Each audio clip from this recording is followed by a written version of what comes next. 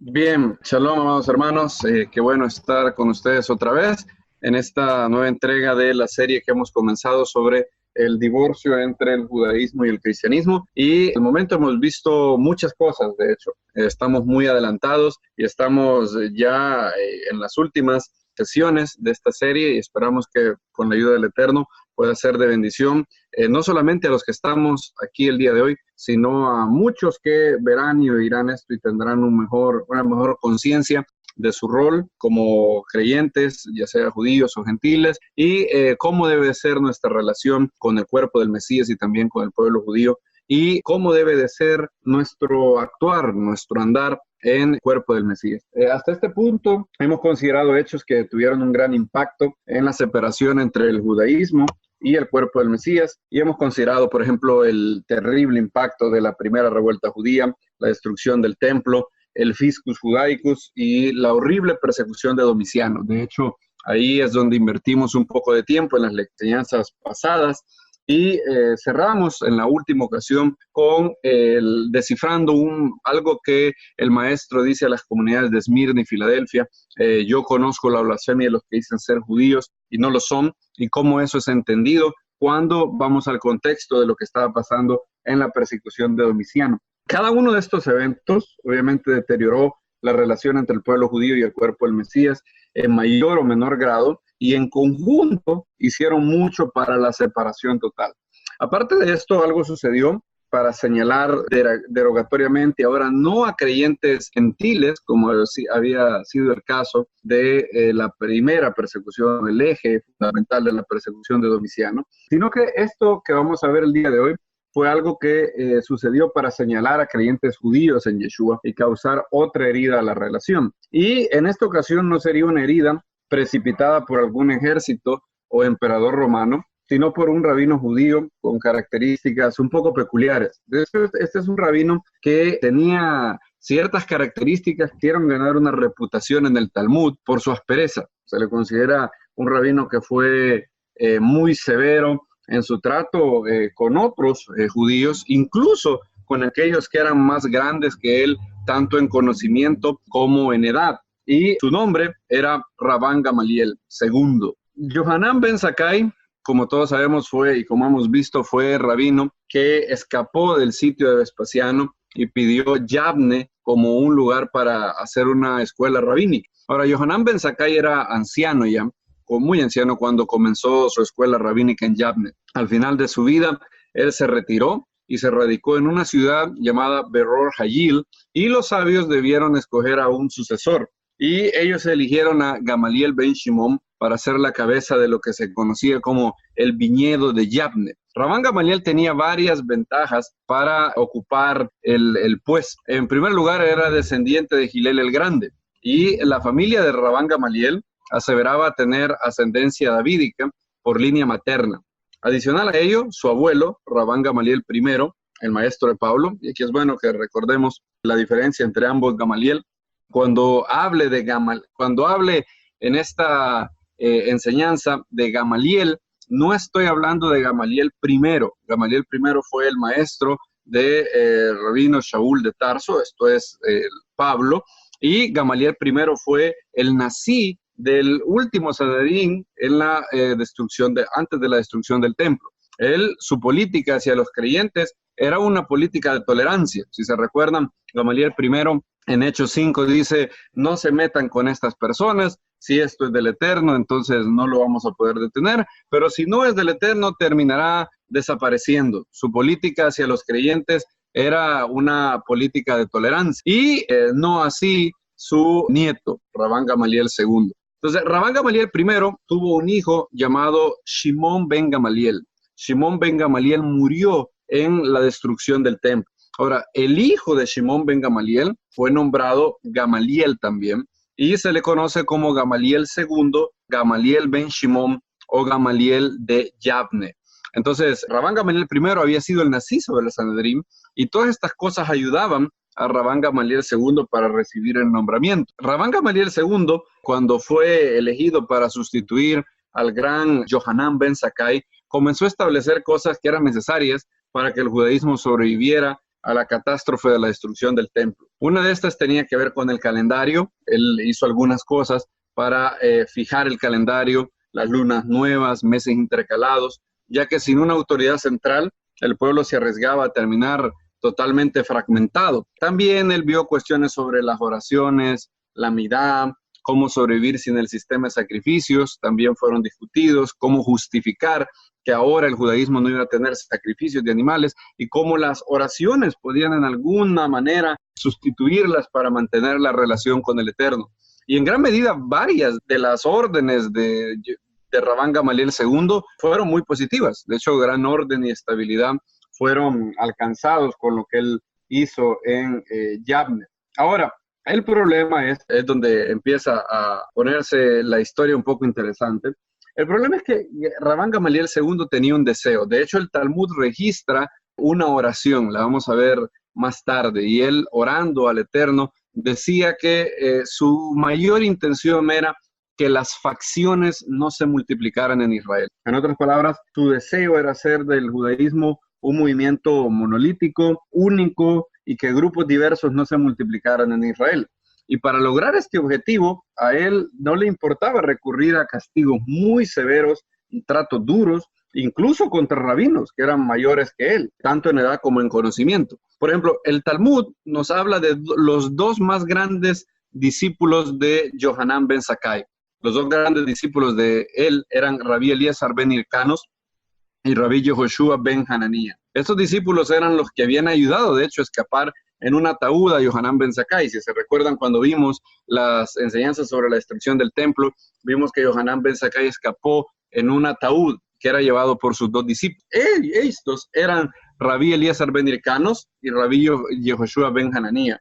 Si mal no recuerdo, es de Rabí Eliezer ben Hircanos que se dice que si todos los sabios de Israel se ponían a un lado de una balanza y al otro lado se ponía Rabí Eliezer, la balanza se hubiera inclinado al lado de Rabí Eliezer.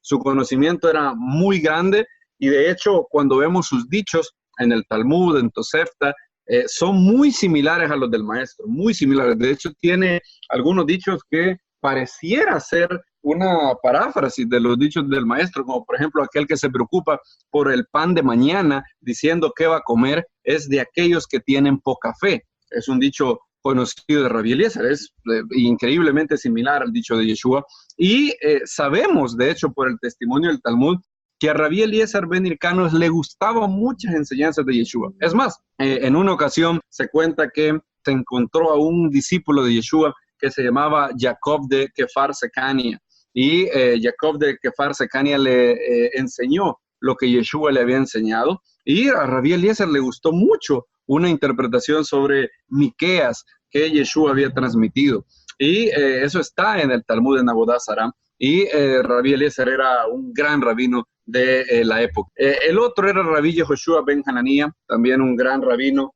de la generación de Yavne. El Talmud nos cuenta que Rabán Gamaliel tuvo tratos muy severos y desproporcionados con estos dos rabinos, a pesar de que eran muy superiores a él en conocimiento y en edad.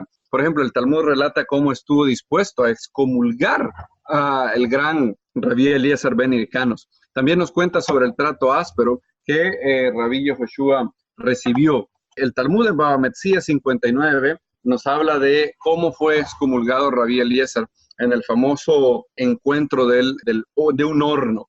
Aunque vamos a ver un poco más adelante que hay alguna sospecha de que había algo más por lo cual Rabí Eliezer fue excomulgado en aquella oportunidad. ¿Qué fue lo que pasó con Rabí Yehoshua? Bueno, pasaron dos eventos que el Talmud narra para ilustrar la severidad y la aspereza de Rabán Gamaliel. En una ocasión, se cuenta en el Talmud en la Mishnah, de hecho también está en Rosh Hashanah, capítulo 2. En una ocasión, dos testigos aparecieron diciendo que habían visto la luna nueva. Y no era una luna nueva cualquiera, era la luna nueva del mes de Tishri, o sea, la luna nueva de la cual dependen Yom Teruah, Yom Kippur, Sukkot. Sin embargo, todo apuntaba a que eran testigos que no merecían confianza. Por ejemplo, el gran rabino Dosa ben Harkanías dijo, estos son testigos mentirosos. Rabí Yehoshua, de hecho, estaba de acuerdo con él. Él decía, no, estos testigos están mal, no saben absolutamente nada de declarar la luna nueva. Ahora, el problema es que Rabán Gamaliel, al ser el Nasi, al ser el líder, declaró válidos los testigos y ordenó la celebración de Yom Teruah, de Yom Kippur y de Sukkot según su testimonio. A Rabbi Yehoshua no le encantó para nada eso y estuvo totalmente en desacuerdo con Rabán Gamaliel. Es más, Rabbi Yehoshua tomó una decisión. Él guardó Yom Teruah en una fecha distinta a la decretada por Rabán Gamaliel y estaba dispuesto, de hecho, algo increíble, Rabbi Yehoshua estaba dispuesto a guardar Yom Kippur en otra fecha, en una fecha separada, en una fecha distinta al Yom Kippur que todo el pueblo celebraría por órdenes de Rabán Gamaliel. Ahora, las noticias le traen las noticias a Rabán Gamaliel y le dicen, Rabbi Yehoshua dice que no va a guardar Yom Kippur con el resto de nosotros debido a que nos hemos equivocado en la declaración de la luna nueva. Bueno, Rabán Gamaliel obviamente recibe esas noticias y no son de su agrado. Y a pesar del gran respeto que tenía por Rabbi Yehoshua, Rabán Gamaliel le habló ordenándole en términos muy serios y muy específicos. La Mishnah nos dice cuál fue su orden. Rabán Gamaliel le mandó a decir a Rabbi Yehoshua lo siguiente: te ordeno comparecer ante mí con tu bastón y tu dinero el día que según tu conteo debería ser Yom HaKippurim. Noten la orden. Rabán Gamaliel le está diciendo, te envío a decir, te ordeno comparecer ante mí. Rabbi Yehoshua no estaba en Yavne para ese entonces, tenía que viajar en Yom Kippur, lo cual es algo que un judío no hace nunca. Y no solamente eso, Rabán Gamaliel se asegura de hacerlo transgredir y le dice, te ordeno comparecer ante mí con tu bastón y tu dinero el día que según tu conteo es Yom Kippur. Un judío no puede cargar dinero en un Shabbat y mucho menos en Yom Kippur, cuando es Shabbat Shabbatón también. De hecho, Yom Kippur tiene todas las restricciones de un Shabbat y de hecho tiene más restricciones que el día de Shabbat normal, ¿verdad? Entonces, a Rabbi Yehoshua se le dice eso y lo que Rabán Gamaliel quería hacer, él quería forzar que Rabbi Yehoshua transgrediera el día que según él era Yom Kippur. La orden tenía como objetivo poner a Rabbi Yehoshua contra la pared y obligarle a transgredir en el día que según él era Yom Kippur.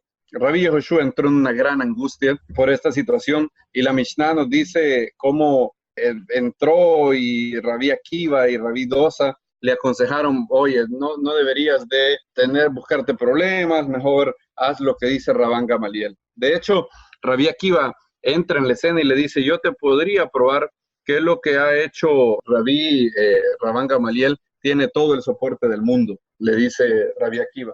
Y también Rabbi Dosa le dice que no se busque problemas, que haga lo que le está ordenando Rabán Gamaliel y que todo va a ir bien, le dice Rabbi Dosa.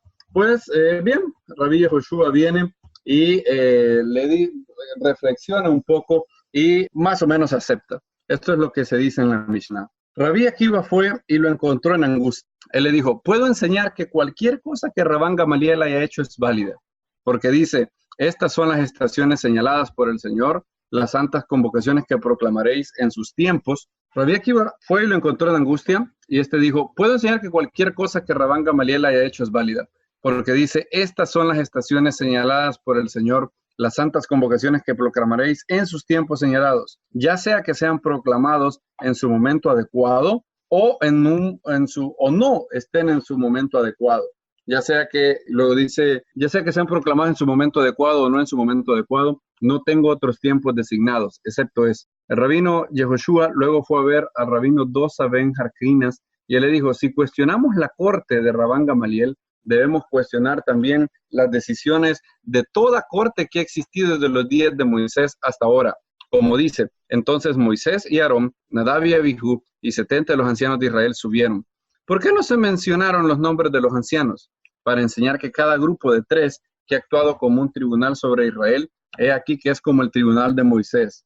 Rabbi Yehoshua tomó su bastón y su dinero y fue a Yavne, a Rabán Gamaliel, el día que según él debía de ser Yom HaKippurim. Entonces, Rabbi Yehoshua con gran humildad y sin deseos de continuar la controversia y hacer daño, fue donde Rabán Gamaliel y guardó Yom Kippur junto a los demás. De hecho, en esta ocasión en particular, Rabán Gamaliel tenía razón. La Torá ordena al Sanedrín declarar las fiestas e incluso si el Sanedrín comete un error, el pueblo debe de someterse, debido a que si no van a terminar teniendo 3, 4, 5 fechas para las festividades. Entonces, Rabí Yehoshua es persuadido y entonces llega humildemente con su bastón y su dinero, demostrando que ya no considera que ese día es Yom Kippur, sino que está de acuerdo con el dictamen de Rabán Gamaliel. Rabán Gamaliel lo recibe, le dice lo siguiente, está en la Mishnah también. Rabán Gamaliel se levantó, lo besó en la cabeza y le dijo: ven en paz, mi maestro y mi alumno, mi maestro en sabiduría y mi alumno, porque has aceptado la decisión. Y a pesar de que Rabán Gamaliel en este punto tenía razón, los sabios no les gustó lo que hizo.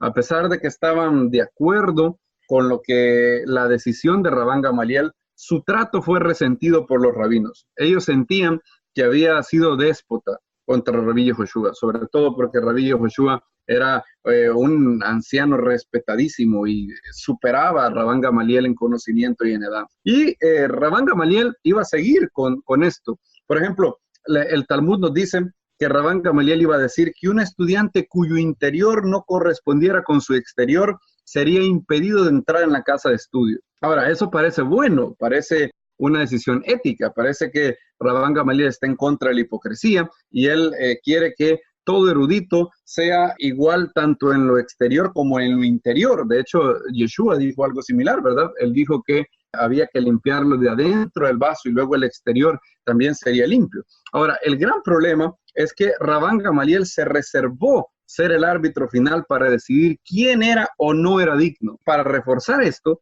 el Talmud en Berajot 28a dice que puso guardias para impedir que aquellos estudiantes que él había excluido pudieran entrar. En otras palabras, Rabán Gamaliel decía: ese estudiante, su exterior no cuadra con el interior, por eso ya no va a entrar en la sala de estudios. Y luego le decía al guardia: no quiero que esta persona vuelva a entrar. Y el pueblo aceptó la decisión de Rabán Gamaliel, pero veía también eso como un poco raro.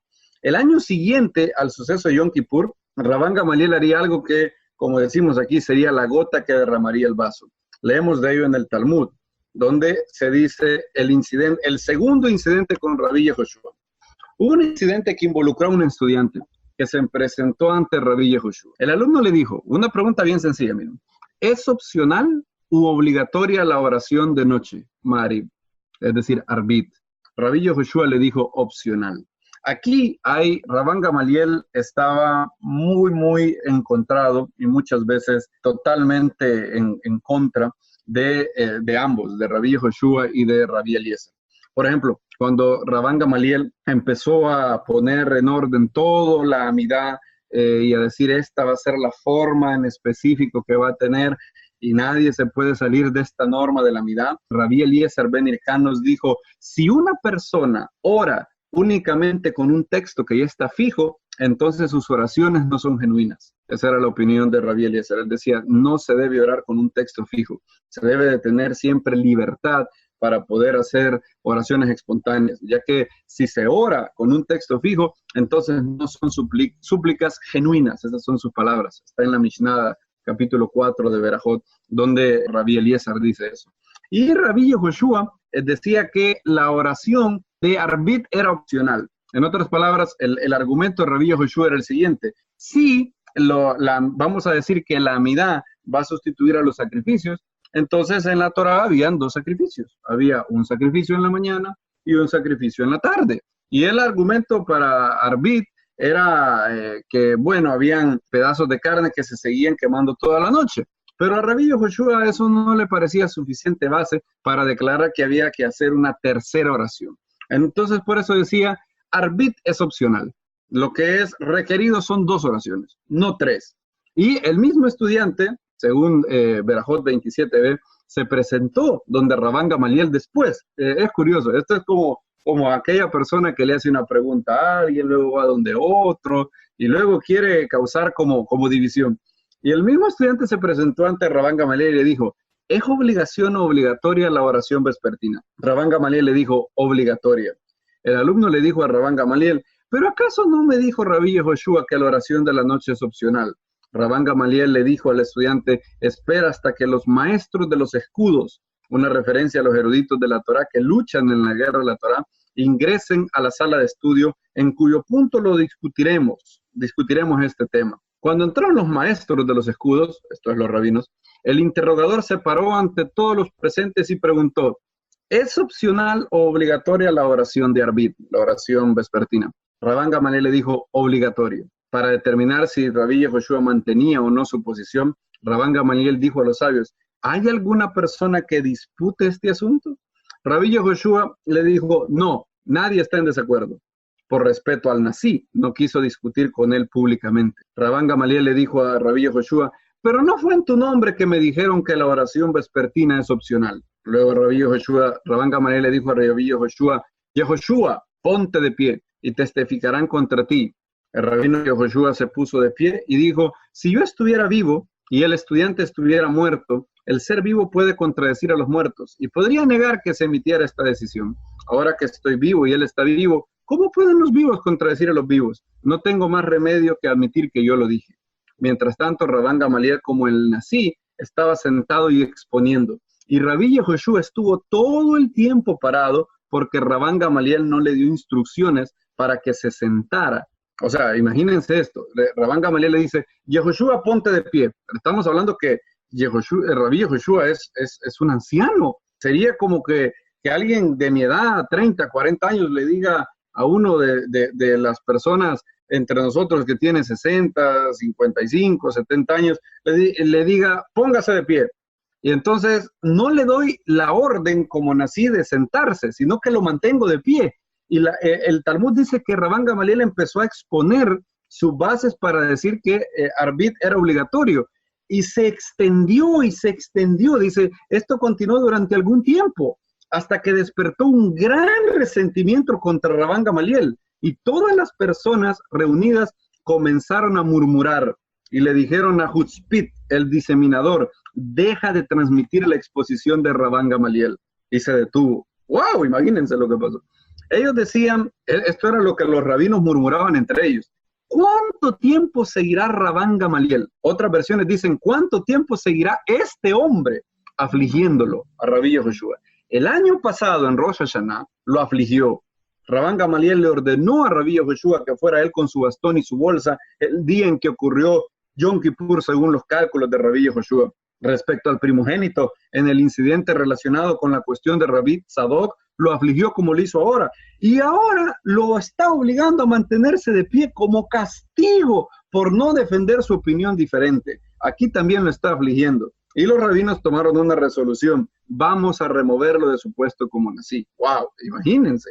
Es decir, el resentimiento contra Rabán Gamaliel por lo que estaba haciendo, por la humillación. Ya había excomulgado a Rabí Eliezer y ahora estaba humillando públicamente a Rabí Yehoshua solamente para mantener su punto, solamente como una manera de ver quién mandaba ahí. Y el Talmud dice que todos estuvieron de acuerdo en deponerlo como nací. Entonces depusieron a Rabán Gamaliel y en su lugar pusieron al joven prodigio Eliezer ben Azaría. Él era muy joven, de hecho. Y dijeron en Berajot 27b, establezcamos a Rabí Eliezer ben Azaría en su lugar. Sus características sobresalientes lo diferencian de los otros candidatos. Él es sabio, rico y descendiente de Ezra en la 10ª generación. Entonces, él es sabio, por lo que si Rabán Gamaliel plantea un desafío en materia de Torah, él responderá y no se avergonzará. Él es rico, por lo que si surge la necesidad de rendir homenaje a la corte del César, Domiciano, y servir como representante de Israel para cabildear y negociar, tiene suficiente riqueza para cubrir los costos de los viajes largos, los impuestos, los regalos, por lo que también es capaz de ir y rendir homenaje. Y sobre todo, él es un descendiente de Ezra, de la 10ª generación, por lo que tiene el mérito de sus antepasados, y Rabán Gamaliel no podrá hacer que lo castiguen. En otras palabras, a pesar de que estaban poniendo a Eliezer ben Azaría, ellos todavía estaban con un poco de temor que Rabán Gamaliel podía ordenar castigos contra esta nueva persona. Ahora dijeron, Eliezer ben Azaría reúne 3 características, sabio, rico y descendiente de Ezra. Y Rabán Gamaliel no se va a atrever a hacerle nada. Y en efecto así fue. Cuando Rabán Gamaliel ve todo lo que ha pasado, lo han depuesto de ser el líder el Nasí, el jefe del concilio de los rabinos en Yavne, él entra en un periodo de introspección y sabe que tiene que pedirle perdón a Rabí por todo lo que ha hecho. Y Talmud nos relata todo lo que pasó. Esto está en Berajot 28a. Cuando llegó a la casa de Rabí Yehoshua, vio que las paredes de su casa eran negras. Rabán Gamaliel le dijo a Rabí Yehoshua con asombro: por las paredes de tu casa es evidente que eres un herrero, ya que hasta este momento él no tenía idea de que el rabino Yehoshua estaba obligado a realizar este arduo comercio para ganarse la vida. Rabí Yehoshua le dijo: ay de una generación de la que tú eres su líder, ya que tú ni siquiera estás consciente de las dificultades de los estudiosos de la Torá, de cómo se ganan la vida y de cómo se alimentan ellos mismos. En otras palabras, Rabí Yehoshua acusaba a Rabán Gamaliel de muchas cosas. Primero, de desinteresado, primero, de que ignoraba todas las dificultades de los estudiosos de Torá. Rabán Gamaliel le dijo: te insulté, perdóname. Rabí Yehoshua lo ignoró, no le prestó atención y no lo perdonó. Él le pidió otra vez y le dijo: hazlo por respeto a mi padre, Rabán Shimón ben Gamaliel, que era uno de los líderes de Israel en el momento de la destrucción del templo. Al oír esto, Rabí Yehoshua fue apaciguado. Claro, Rabí Yehoshua tenía un profundo respeto a Rabán Shimón ben Gamaliel, el hijo de Gamaliel primero, y por respeto al padre lo perdonó. Cuando Rabí Yehoshua fue apaciguado, los sabios dijeron: bueno, ya Rabí Yehoshua lo perdonó, entonces hay que volver a poner a Rabán Gamaliel en su oficio. Ahora, la pregunta era: ¿qué vamos a hacer con Eliezer ben Azaría? Ya lo pusimos también de Nazí. Entonces dijeron: bueno, que retorne Rabán Gamaliel y que comparte el puesto con Rabí Eliezer. Rabán Gamaliel va a exponer sobre la Torá en 3 Shabbat y Eliezer ben Azaría lo va a hacer en el 4º Shabbat. Y estas historias ilustran cómo Rabán Gamaliel era áspero en su trato con otros judíos. El Talmud registra, de hecho, sus palabras orando al cielo, justificando su accionar. Estas son las palabras de Rabán Gamaliel orando al cielo: amo el universo, revelado y sabido es delante de ti, que no fue por mi honor que actué al expulsarlo, a Rabí Eliezer ben Hircanos, ni por el honor de la casa de mi padre que actué, más bien fue por tu honor, para que las facciones no proliferen en Israel. En otras palabras, su misión, la misión de Rabán Gamaliel era que no hayan facciones, que no hayan grupos diversos en Israel, que todos tengan una sola línea de pensamiento, todo igual, y si hay un opositor, él no vacilaba en actuar de manera áspera contra él. Con la expulsión, hay una excomunión a Rabí Eliezer ben Hircanos. El Talmud da una versión de los hechos, pero hay muchas pistas aquí y allá que han hecho que varios eruditos duden si solamente fue por lo que el Talmud dice. En el Talmud, en Bava Metzia 59b, se dice que hubo una discusión en torno a un horno, y la discusión era que si el horno podía transmitir impureza o no. Entonces, todos los rabinos estaban claros en una posición, y el único que se oponía era Rabí Eliezer ben Hircanos. Obviamente, Eliezer ben Hircanos era la persona con más conocimiento de todos los rabinos de Yavne. Entonces, si cualquier otro, un rabino de menor grado, se oponía a una decisión, pues no había ningún problema. Simplemente la mayoría decía: bueno, somos mayoría y ya. Pero Eliezer ben Hircano, como dice el Talmud, si se ponían todos los rabinos en una balanza y se ponía Eliezer ben Hircano al otro lado, la balanza se inclinaba al lado de Eliezer ben Hircanos. Entonces, debido a eso, los rabinos intentaron persuadirlo. Y Eliezer ben Hircanos empezó a invocar, según el Talmud, a los poderes de la naturaleza y decía cosas como: si tengo razón, que las paredes de la casa lo demuestren. Y empezaban a temblar las paredes. Así. Y decían, bueno, y los rabinos decían: no le creemos a las paredes. Si tengo razón, decía Rabí Eliezer, que los ríos lo prueben. Y entonces la corriente de ríos se detuvo cuando Rabí Eliezer dijo eso, y los rabinos le decían: no le creemos a los ríos. Y se daba todo un intercambio un poco cómico en el Talmud, donde Rabí Eliezer trata por medio de todos los medios de convencerlos de que su opinión es la correcta. Ahora, los rabinos no están de acuerdo y, de hecho, lo excomulgan. Ahora, esto es curioso porque hay muchas ocasiones cuando hay rabinos que no están de acuerdo con otros rabinos. Ahora, del único que se nos habla de excomulgarlo por razón de una discusión halágica es de Rabí Eliezer, lo cual es curioso. Y de hecho, Rabán Gamaliel convence a los rabinos de excomulgarlo, y Rabí Akiva es aquel que le da las noticias. Rabbi Akiva llega y le dice, maestro, parece que tus colegas han decidido separarse de ti. Cuando Rabbi Eliezer ben Hirkanos oye eso, dice que se viste de cilicio, empieza a llorar y dice las lágrimas de aquel sabio fueron tan queridas por el santo bendito sea, que cuando él empezó a llorar, no recuerdo, parece que 1/3 de los animales o los peces creo que murieron, dice el Talmud, y aquel día fue un día triste cuando Rabán Gamaliel decidió excomulgar a Rabbi Eliezer. Ahora, el punto es este, en el caso de Rabbi Eliezer, pareciera ser de que había algo más, porque nadie se excomulgado simplemente por una discusión halágica. Y de Rabbi Eliezer hay más pistas. De hecho, en una ocasión, Tosefta, en Julim, dice que Rabbi Eliezer fue llamado por el gobernador romano. Era porque se le acusó de minut, es decir, se le acusó de ser un hereje. Ahora, piensa en un momento.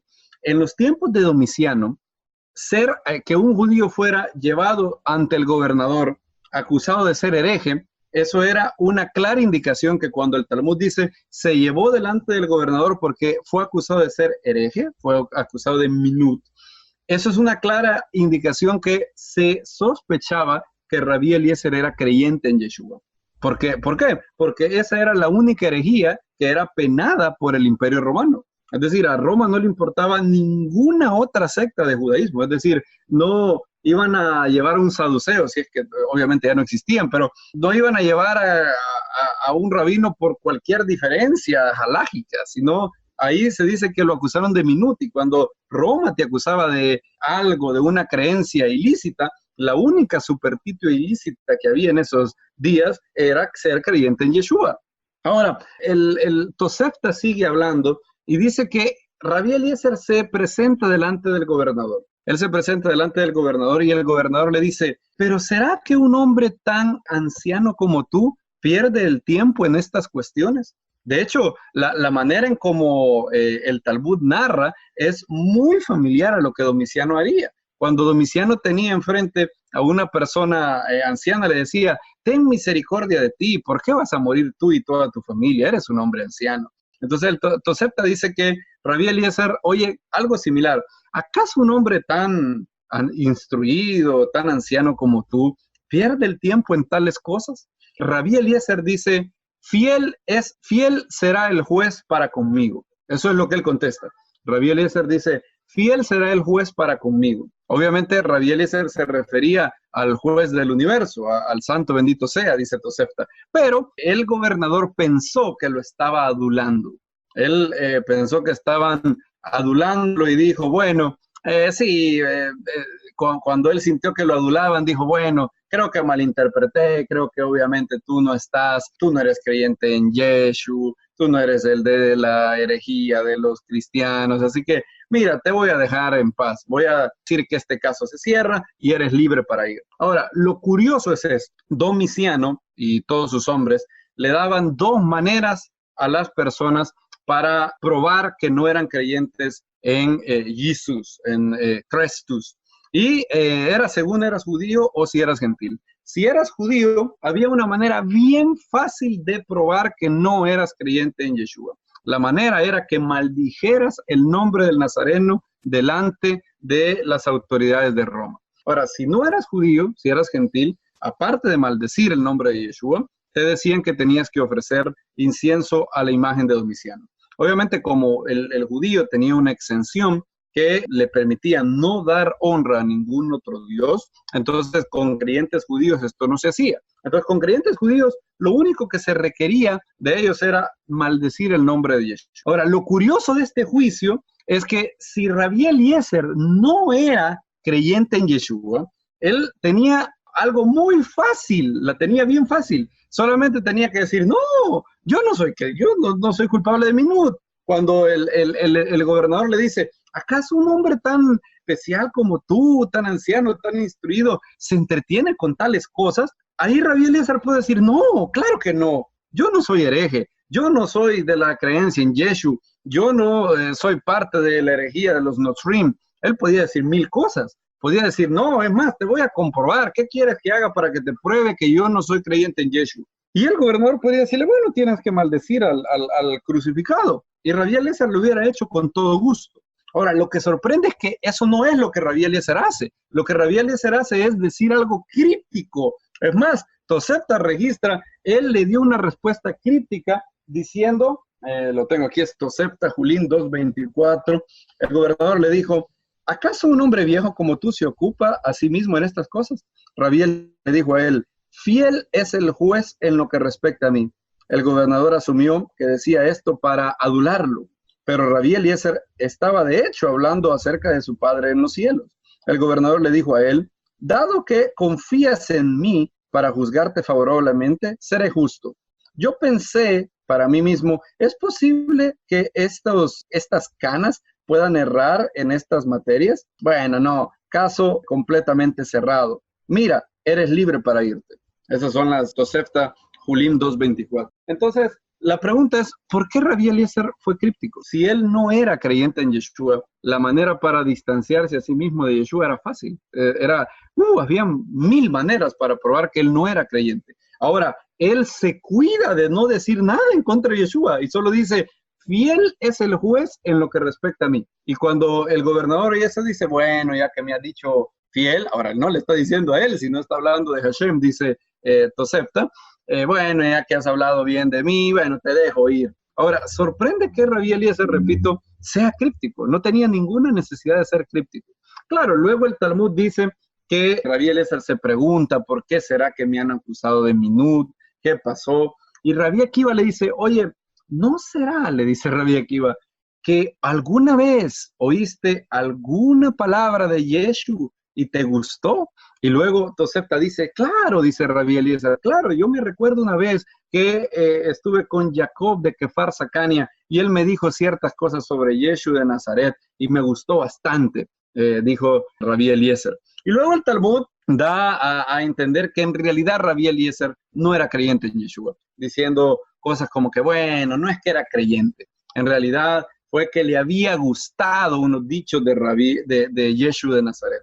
Ahora, lo que el Tosefta da a entender también es que cuando Rabí Akiva le dice, oye, Rabí Eliezer, ¿no será que a ti te gustaban las enseñanzas de Yeshu? Es decir, pareciera ser como que Rabí Eliezer, como que Akiva le da a entender que eran los mismos rabinos, Rabán Gamaliel quizás, los que lo habían acusado delante del emperador, porque le dicen, haz memoria, ¿no será que alguna vez oíste alguna palabra de minut y te gustó? Y ahí Tosefta dice, por tu vida, Akiva, que fue así, me acuerdo cuando encontré a Jacob de Kefar Sekania. Entonces, todas estas cosas, y ahora hay que añadirle un tercer factor. Cuando uno revisa las enseñanzas de Rabí Eliezer, son sorprendentemente similares a Yeshua. Por ejemplo, les voy a leer algunas de las enseñanzas de Rabí Eliezer. Dice, cualquiera que tenga pan en su canasta hoy, pero se preocupa acerca de lo que va a comer mañana, está entre aquellos de poca fe, decía Rabí Eliezer.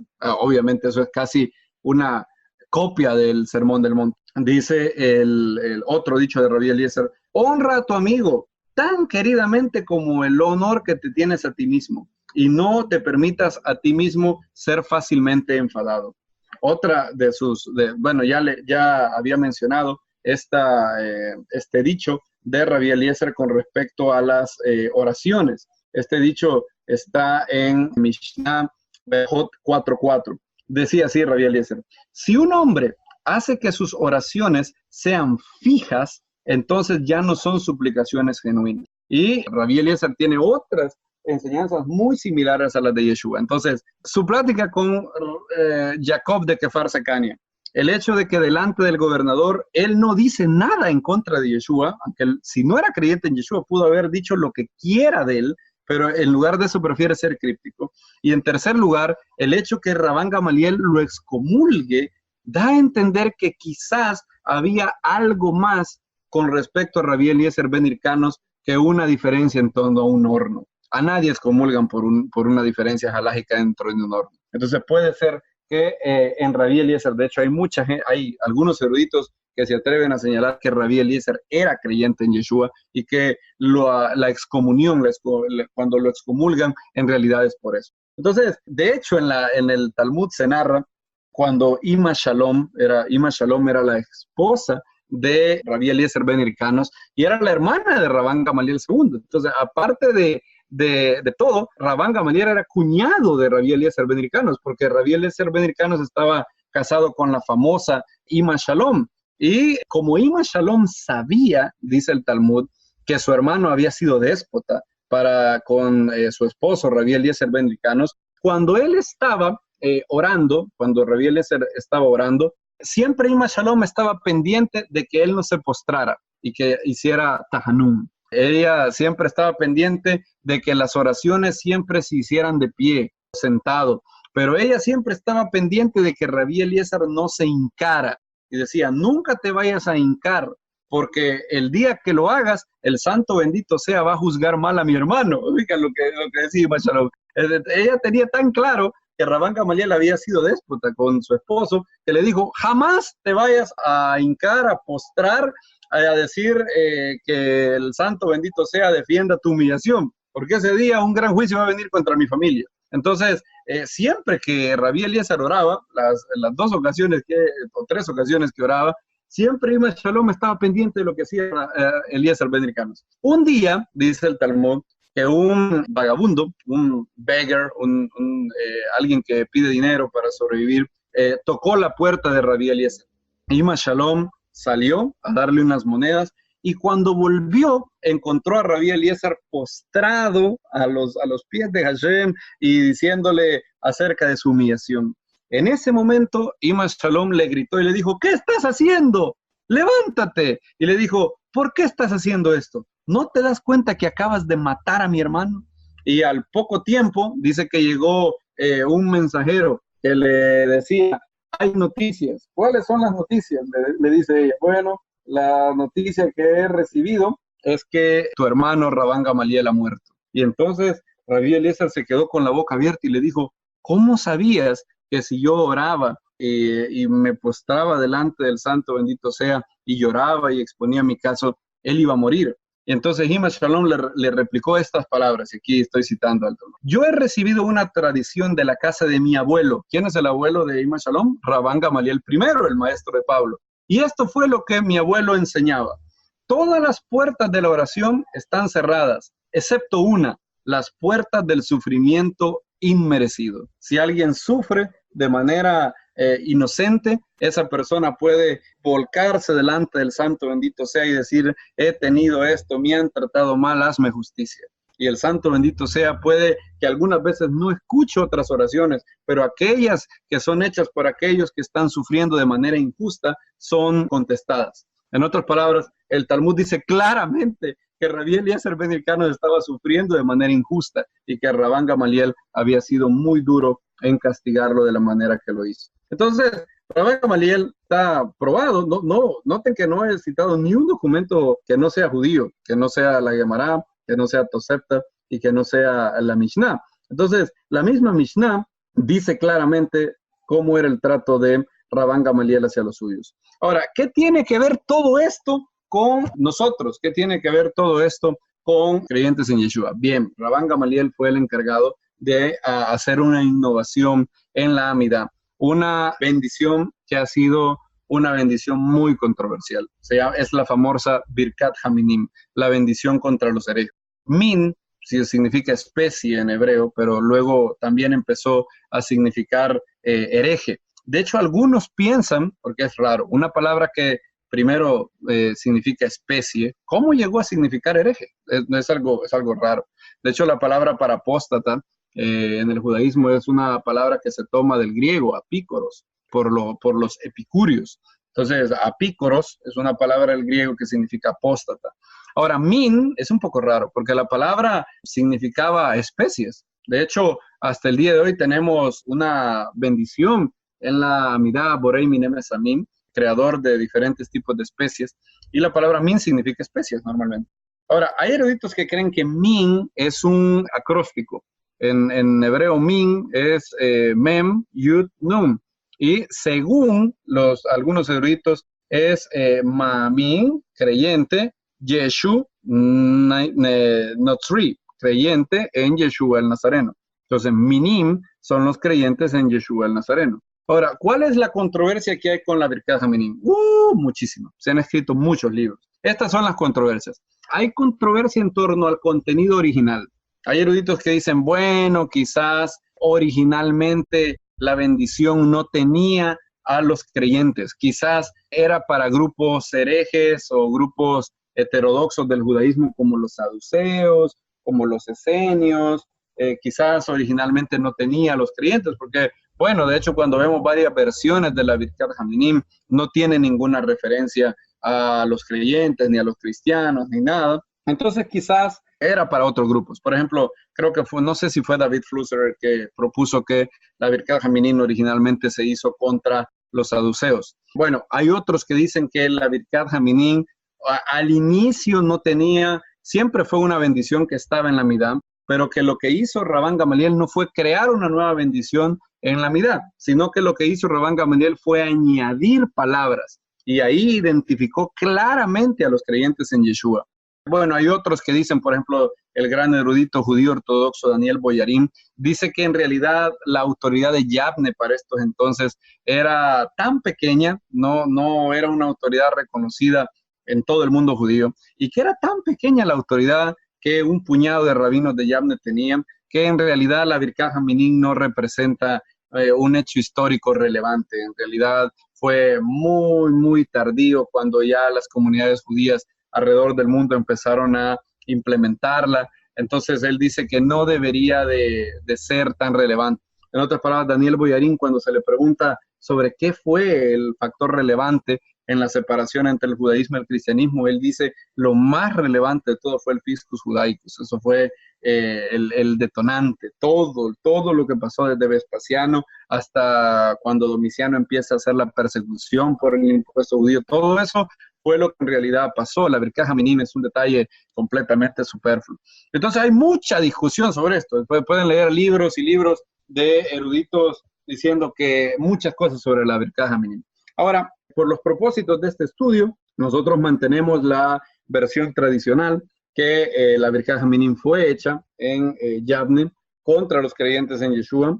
La arqueología aquí nos ayuda un poco porque recientemente en el Cairo, imagínense, en el Cairo, muy lejos de Israel, se halló una genizá, que es un lugar donde se van guardando los escritos sagrados o litúrgicos, cuestiones que puedan tener el nombre de Hashem, no son destruidas, sino que son guardadas en una genizá y ahí se les da un trato reverencial, ¿verdad? Son libros que ya están un poco viejos o están dañados, y como no se deben de seguir usando porque están dañados, pero no hay que botarlos porque tienen el nombre del Eterno y cosas santas, entonces no se arrojan a la basura, sino que se arrojan a este lugar que se llama Genizá. Entonces, hace poco, de hecho, se encontró, y la arqueología nos ayuda aquí, una versión que no tiene la censura del Vaticano. Obviamente, en la Edad Media, la Birkat Haminim, como existía, tuvo que ser censurada cuando el Vaticano perseguía brutalmente a los judíos. Obviamente los judíos no iban a tener en sus libros de oración una bendición que dijera que los nazarenos y los herejes sean destruidos en un momento, porque obviamente les costaba su vida si los hombres del Papa llegaban a hallar esa bendición.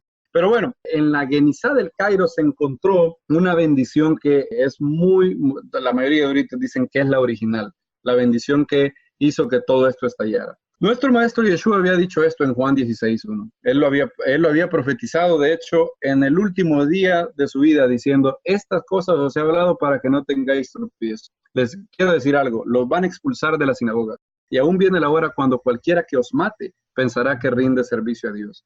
Y esto se cumplió múltiples veces en la historia de los discípulos, cuando fueron martirizados, por ejemplo, Jacobo el justo, Esteban, y incluso Pablo fue llevado a múltiples juicios por causa del maestro. Rabán Gamaliel, debido a que quería tener un solo judaísmo y no tenía ninguna simpatía por los creyentes y no estaba para nada en la misma línea que su abuelo, que decía, déjenlos, no hay problema con los nazarenos, no importa, si son de Dios van a sobrevivir, si no, no. Bueno, no, Rabán Gamaliel, imagínense, si Rabán Gamaliel era así con Rabí Yehoshua por cuestión de que si Arbit era opcional o era requerida, ¿cuánto más imaginan que iba a tener su celo para con un grupo de judíos que decía que el Mesías había venido y que no solamente eso, le costaba, le hacía problemas? Porque recuerden que en este momento histórico, esto está ocurriendo en paralelo con la persecución que Domiciano está haciendo. Entonces hay una gran presión de afuera del mundo judío, del mundo romano, para hacer un quiebre entre quién es judío y quién no.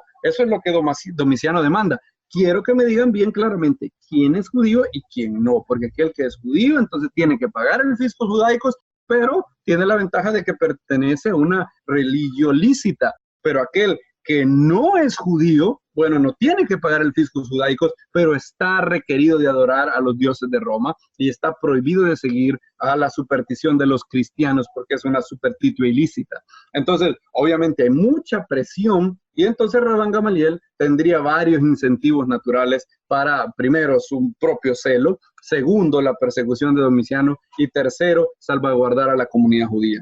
Entonces, Rabban Gamaliel se dice del Talmud que dice, hay alguien que pueda hacerme un favor, hay alguien que pueda redactar una bendición contra los herejes. Hay mucha gente que dice, eso no es una bendición en lo absoluto, es una maldición de hecho. Hay creyentes en Yeshua que optan por no orar esta bendición.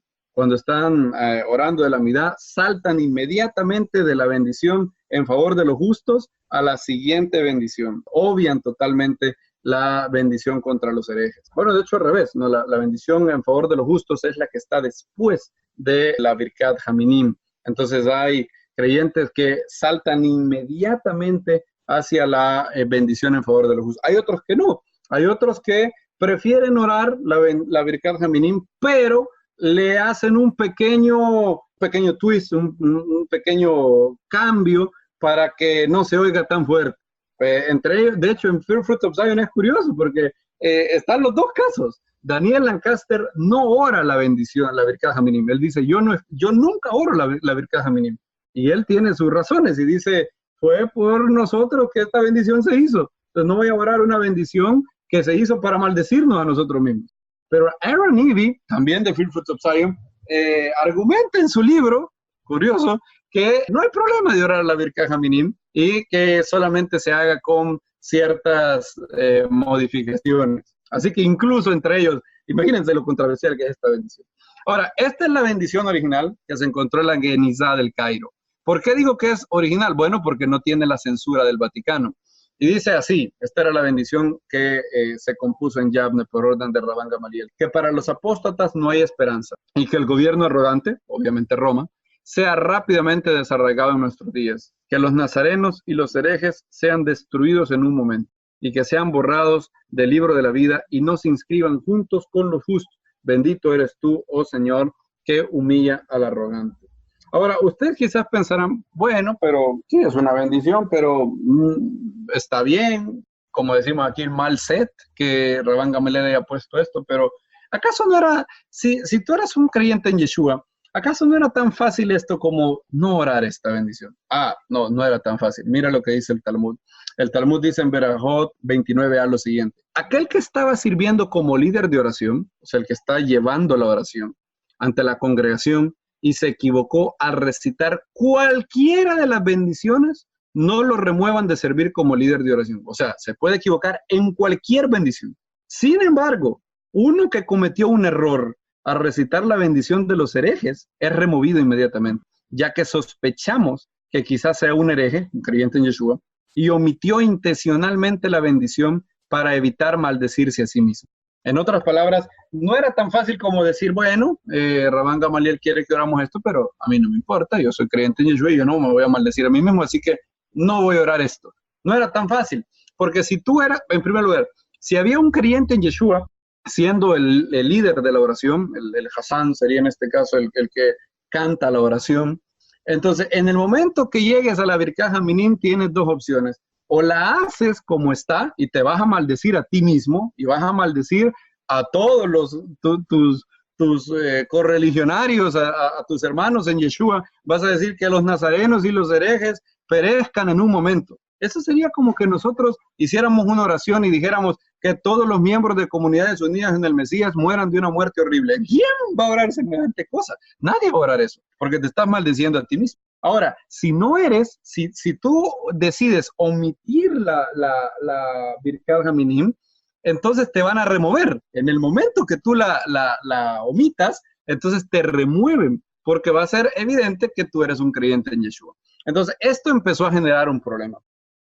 Imagínate que tú eres un judío creyente en Yeshua que va a la sinagoga con su esposa, con sus hijos, y de repente tu hijo o tu esposa te consulta, papi, ¿cómo es posible que oímos hoy una bendición que dice que los nazarenos y los herejes perezcan? ¿Acaso nosotros no creemos en Yeshua como nuestro Mesías? ¿Creemos que Él es el Salvador de la humanidad, el Mesías de Israel? ¿Qué está pasando? Entonces, obviamente, esto empezó a generar problema sociológico en donde se empieza a cumplir precisamente lo que el maestro había dicho, o se expulsarán de la sinagoga. Y Rabán Gamaliel empezó a hacer el triste cumplimiento de esta profecía, donde los creyentes en Yeshua iban a ser oficialmente declarados como persona non grata en las sinagogas. Y obviamente, si ya había habido un problema con el Fiscus Judaicus, si había habido un problema con la primera revuelta judía, la Birkat Hamenim vendría a darle otro problema más a la relación entre el pueblo judío y el cuerpo del Mesías. En esta misma línea, Daniel Lancaster comenta lo siguiente: Gamaliel y los sabios de Yabne instituyeron la maldición para señalar una clara ruptura con cristianos gentiles y judíos nazarenos. Hasta este momento, judíos y gentiles creyentes oraban y adoraban lado a lado con el pueblo judío en sinagogas a lo largo de la tierra de Israel y la diáspora. La nueva formulación litúrgica les hacía saber a los creyentes que ya no eran bienvenidos. Eso está en Torah Club, Chronicles of the Apostles, Birkat Hamenim, en la página 1355, por Daniel Lancaster, escribiendo para First Fruits of Zion, y la traducción es mía. Entonces, Lancaster comenta que obviamente esto genera un antes y un después, ¿verdad? Porque los creyentes son oficialmente maldecidos desde la sinagoga y nadie puede omitir la bendición porque va a ser quitado de su rol como el líder de la oración comunitaria. Entonces, obviamente esto tuvo un impacto sociológico y paulatinamente los creyentes en Yeshua iban a dejar de asistir a las sinagogas, no únicamente por la persecución que podían sufrir por Domiciano, sino ahora también por, obviamente, el sentirse no bienvenidos en la sinagoga por el propio pueblo judío iba a ser un problema. Y en la siguiente ocasión vamos a ver la siguiente razón por la cual los creyentes gentiles en Yeshua iban a empezar a tener todavía mayores beneficios, digámoslo así, o mayor razón para dejar la sinagoga. Y esto vendría por un hombre, ahora no del lado judío, ahora no un César romano, sino el hombre que llegaría a tener una influencia muy grande en el cuerpo del Mesías. Era el hombre que era el líder de la comunidad de Antioquía. Antioquía de Siria, como hemos dicho, tenía una gran importancia tanto para el Imperio Romano, para el pueblo judío, para el cuerpo del Mesías, debido a que de ahí había una cantidad enorme de comunidades judías, y también en Antioquía de Siria era la segunda ciudad más importante para el cuerpo del Mesías, después de Jerusalén. Si se recuerdan, Antioquía de Siria había sido el centro de operaciones de Pablo, y en el vacío de los líderes judíos de Jerusalén después de la primera revuelta judía, un hombre empezó a tomar mucho auge. Y este hombre lo veremos en la siguiente ocasión, y veremos cómo paulatinamente todo va tomando forma y tristemente se empieza a consolidar cada vez más el divorcio entre el judaísmo y el cristianismo. Y Baruch Hashem, hoy tenemos toda esta información, todo lo que el Eterno le ha placido darnos para poder ver cuál debe ser nuestro rol en reparar las brechas, en sanar las heridas históricas que han pasado. Y nosotros somos reparadores de portillos, como dice la Escritura, reparar estas sendas, allanar todos estos caminos para lograr que tanto el cuerpo del Mesías vea con una opinión y que reformen cosas que han habido mal a lo largo de los siglos, y también que el pueblo judío pueda ver a el verdadero Yeshua, el Yeshua judío que dijo: no penséis que he venido a abolir la Torah y los profetas, y el Yeshua judío que vendrá prontamente, sin relación con el pecado, a salvar a todos los que le esperan.